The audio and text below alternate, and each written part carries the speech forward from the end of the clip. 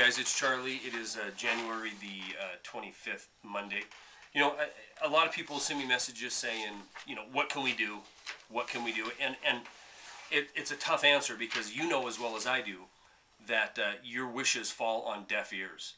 You know, we say no to the bailouts and they do it anyway. We say no to the stimulus, they do it anyway. We say no to cap and trade. The House of Representatives passes that anyway.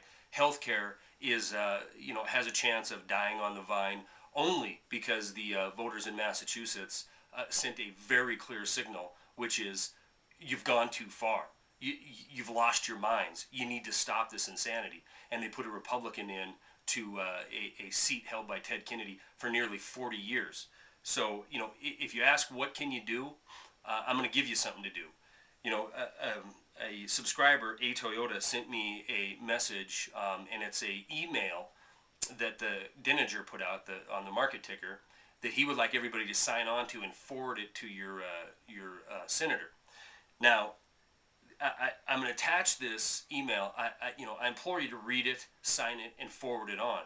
And here's why. I don't think it's necessarily a waste of time to try to contact your senators at this point. You know, if you'd have asked me 2 weeks ago if there's any chance in the world that a Republican could go in and take Ted Kennedy's seat, who was double digits down in the polls, and I would have said, you're nuts, it's not going to happen. But yet it did. It did happen. And if you look at the support that's waning for Ben Bernanke, you see the press secretary Gibbs out there making pleas today for Bernanke and trying to drum up support. And it's not a surprise that senators like Ben Nelson from Nebraska come out today after lukewarm support a few days ago, and they come out today. He comes out today with stronger support. They're doing everything they can. So they're going ahead and they're going to hit the people they know can be bought. And we know Nebraska Senator Nelson has shown his colors when it came to the health care legislation. So, but at any rate, my point is this. Read this email, put your name on it, and forward it. Ben Bernanke, okay, this guy is the most powerful man probably on the planet. You know, and I know you might think it's a president, and then I know you might think it's some other foreign leader, but it's not. He controls the financial future of this nation. Therefore, he controls your future as well. In 2006, okay, he said there was no housing bubble. And he also said that the subprime was contained.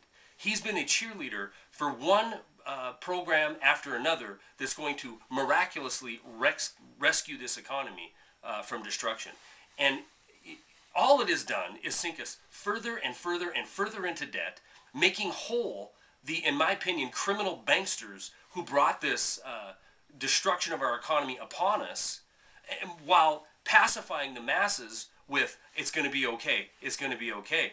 You know, pass this $1 trillion stimulus and we will have no more than 8% unemployment. Bam, here we are at 10, and the true number is 17. But my point is this. 308 million people in this nation. There's got to be a better choice. You know, President Obama campaigned on change, okay? And he has spent the last year letting us know that he is cleaning up the messes of the past administration, the failures of the past, and he's not going to be part of the failures of the past. Well, my question is this. If you want to clean up Washington, and if you don't want to be partake in the failures of the past, why on earth do you have the same failures that the last administration put in there? Why on earth do you promote a Federal Reserve president from New York and put him in charge of our Treasury?